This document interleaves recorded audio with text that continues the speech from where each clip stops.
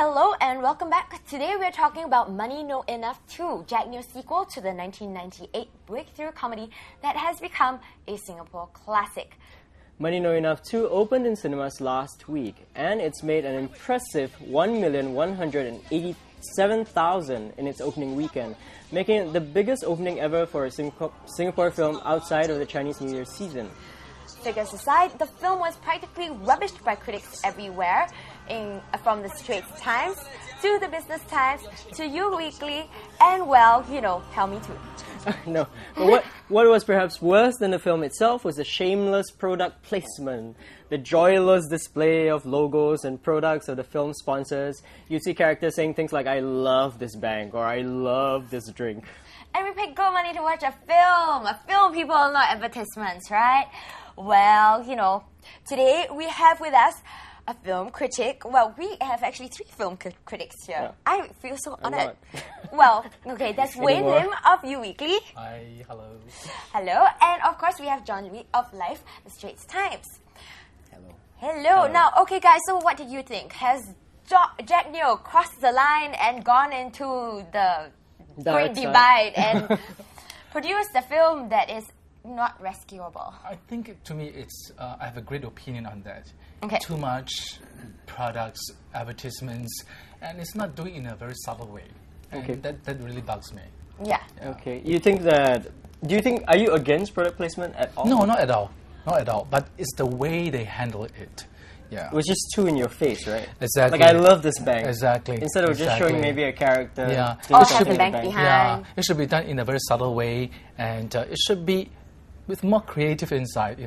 Has he always had product placements in his movies? I think so in his previous movies, but I think this is too much. It's the Take it. strongest. This one is the most blatant. Exactly. What do you Too think, bluntly. John? Yeah. Yeah, I can't say I've seen too many of his films, but it was astounding, the number of products, and like he said, there was just there was just a complete lack of effort to blend the products into the story. I don't think it would have been that hard, but they just stood out like a sore thumb. That's what annoyed me, the fact there was no effort. You actually think that, let's say, if the products were blended in well, then you might have actually given the movie a higher rating? Yeah, You gave it 1.5 stars, right? Yeah, that's like, So generous. Why half? Why not just give it 1? Like, what's the half? I was in a good mood, I guess. oh, wow! Okay. Woo! Anyway, Shiting and I went out to speak to Singaporeans who've watched Money No Enough 2, and they told us what they thought of product placements. Have you seen some of the products that's advertised in the movie, such as Mitsubishi, OCBC Bank? Yes. Does it bother you that you're seeing all these messages? No. Did it bother you that this kind of messages are in the movie? Because the storyline is too exciting to follow. So I didn't get bothered by all those commercial things. Do you think it's okay for directors to have product placement in their films? I think moderate level should be okay lah. But do you think it was moderate levels? For instance, the mother was going on like, "I love Mio TV because I can see shows in dialects and stuff like that." It was very blatant and obvious, right? Yeah, that one is too obvious already lah. Even for normal TV shows, it's also the case where they, whether on purpose or not, they still advertise something. 然后看了你会不会觉得不舒服？其实不会，因为都会觉得说是必要的，因为他们都是赞助商，所以应该都会需要在那部戏里来展现一些那些赞助商的产品。你喜欢吗？喜欢啊，为什么你会喜欢呢？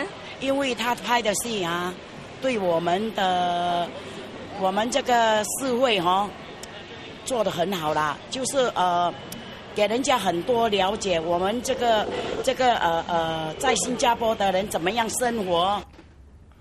Well, clearly he has a huge fan base, right? Very, very strong. Like, the last lady, she was basically saying, like, he represents our society, and I think that may be why so many people actually like the movie.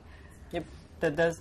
What do you think, John? I think what you can clearly see here is that maybe Wayne and I are clearly out of touch. We don't watch TV that much. No, come on. We're out of touch. I don't know, you shouldn't go to that extent. I mean, I think you certainly have a point. I mean, I may not be a critic, but when I saw it, I found it really annoying. Their level of tolerance for advertising, I think, is maybe much higher than yours and mine. They consume a lot of media, so do we. Maybe there's something to be learned about it here. Maybe in the future, look, I was telling Wayne just now, even on cable TV, you get entire shows that are sponsored by one product. I won't name names, but it's a Japanese electronics company. And it's on cable TV, which I'm paying for. You know, where's the hue and cry? Where are the complaints? I don't hear anyone complaining about an entire program with one product. Product placements have been around for the longest time. I mean, almost every bond, like Omega watch or a car, right? But it's always done in context with the storyline, with the plot. I think it's because it is a big screen. Everything expands, you know. So if you have like a product, a canned drink, you know, and you push it right in front to the audience, imagine how many times it's going to be expanded. And it's too straightforward, I think. Even we look at some commercials, they did it in a very nice way, nice visual with some rational storyboard. But this is like, I don't know, it's just take it, you know, have it, please. Force it down your throat. Is it sort of like you would prefer sort of like, I mean, some gaming games, you know, online and everything, they've actually had like billboards and everything as you drive, you know, and they have the product placement. Exactly, you know, product placement on the billboards. Is that the kind of thing that you guys are talking about? More than, maybe one of the ways, I would say so. Well, I think sizes is one thing. The other thing is, to me, it's like, he just didn't put in any effort of thinking some creative ideas or methods. Just to use the example of the James Bond and the product placement, the people who own those brands, I think they feel that the director or the creative people have a responsibility to portray the product in a clever way, in a subtle way, and in a creative way, not just shoved there in front of the camera. Okay, let me very quickly ask you this. What do you think of Jack Neo as an artist, as a filmmaker? I think he's a great director, as in... A great director, really. Great director, as in he knows what people think or feels. You know, most of his movies touch on issues that related to them. Yeah, I think... But do you think he's turning into more of a businessman instead of instead of a director? Both, I would say, because he himself, he's a producer as well as a director and also a screenwriter. So I think he's multitask. Maybe that's the problem also. Pushing himself so far. What about you, John? Yeah, I think he touches on a good point. I think the producer and the director should be different people, and there should be a tension between the two. You can't have the publisher and the editor coming from print media being the same person wearing the same hat. All right, folks, what do you think of this? If you're watching this, email us, SMS, MMS us, or if you have a webcam, even better, call us via Skype, and we'll be happy to have a chat with you. Yes, and of course, the easiest way, like I've always said, Vanna White here, pop us a message in the comment box below. You see it here on the screen. And send us your comments. Now, for those of you who haven't seen the film, it actually begins with a fantasy sequence where an angry mob of people have gathered around the ERP gantries and pull them down. They carry these gantries to the streets shouting, "No ERP, no ERP." Yeah, I know. The scene was shot against this large green screen and later CG, which Jack Neo was very proud of, in fact, was added to it.